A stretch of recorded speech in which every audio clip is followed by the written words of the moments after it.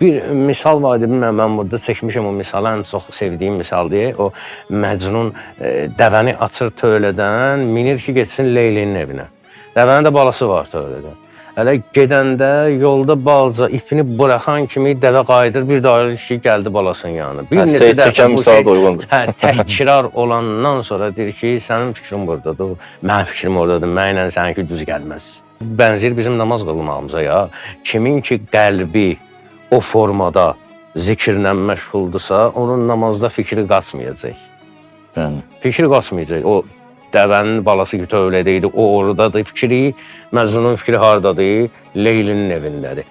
Kimin qəlbinin quşu deyirlər, o hardadırsa, fikir ancaq oraya yönəlir. Hər öldürgünün özü ki, namazda fikri cəm eləyəsən, sən o namaza qədər necə yaşamısan? Qəlbin harda olub?